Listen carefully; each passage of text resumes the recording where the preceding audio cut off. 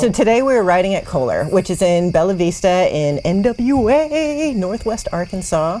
And what we found we were able to ride on today were some excellent climbing trails that had some really flowy sections along with some seriously technical limestone handiwork. And then we got to head downhill and go off some rock boosters, ride a lot of rock gardens, and some pretty steep stuff. So today we were able to ride the Liv Hail Advanced 1, which is the $5,350 build. It is a carbon fiber front frame with an aluminum triangle. This is a 160 millimeter enduro bike that's been designed from the ground up for women. Yeah, I think they're saying it's like the first women-specific enduro bike. Correct. Because Liv is one of the only brands that actually still does different geometry for women. Maybe the only brand that's still doing. And for being a women-specific bike, this thing is burly.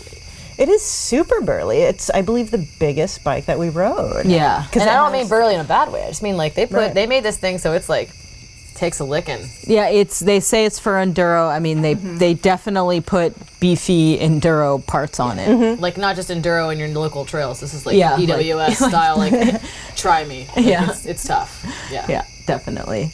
Yeah, because we have 160 millimeters of travel in the front, and then or in the rear, and then on the front we have the Fox Talus, which lets us go from 130 millimeters up to 160. And it's a Fox 36, so it's definitely it's beefy. It's super beefy. And then they also have an 800 millimeter handlebar on it, so they're not cutting any corners. Yeah, which I would say most riders are going to want to cut that down to probably 780 or 760. I mean, 800 is. It's wide for any male or female. I mean, you know, you kind of feel a little bit of that.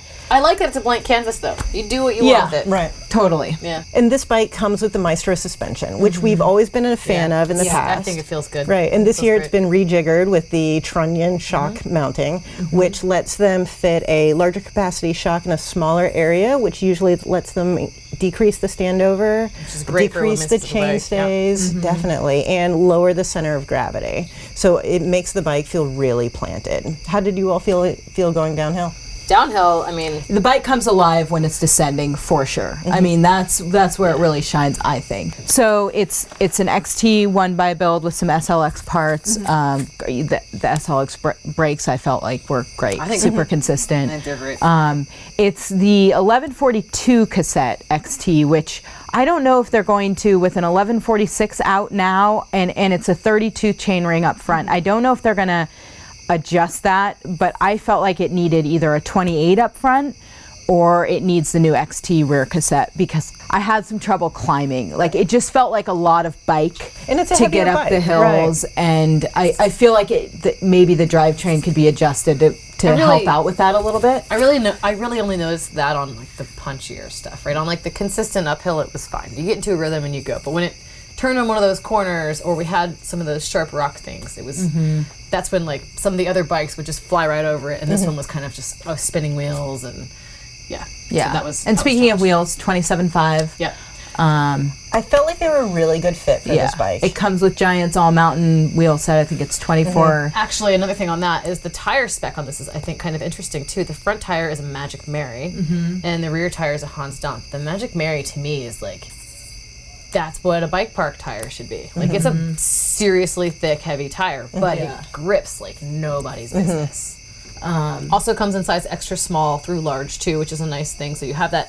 I think personally, I've ridden Giants before, and I think as a smaller person, the bikes are really nicely sized. A small always fit me well. An extra small, I have some friends that are quite short, and it is nice having that extra small option. I think they've done a good job with that. And we rode the small. It comes with a 100 mil dropper, which I think for a bike that's otherwise spec'd like this, you've got to at least have a 125 on there. And I don't know if there's interference or a reason why they couldn't do that, but I feel like 100 on a bike this burly just seems like it didn't fit. What did you guys think of the Talus?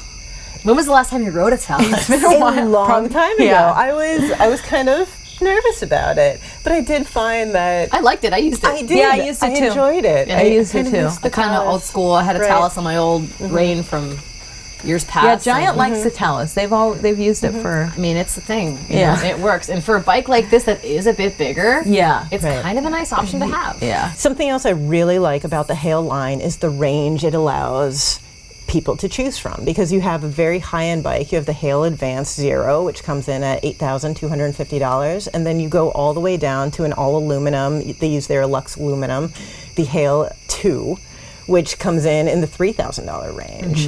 And again, that's really nice for people to be able to choose their adventure. I agree. Who is this bike for? Who is this for? I mean, to me, it felt like somebody who rides a lot of park. Like, think to be honest, I wouldn't want to be climbing a whole lot Same on here. this bike. I do ride a lot of park, and if I were only riding this in the park, I'd probably be pretty stoked on it. I mean, I think this definitely leans towards the descents more than the uphills. Definitely. So, I mean, if you are a beast of a climber, then you could muscle it up the hill. Yeah. But it's not going to be the easiest one. Definitely. There you have it.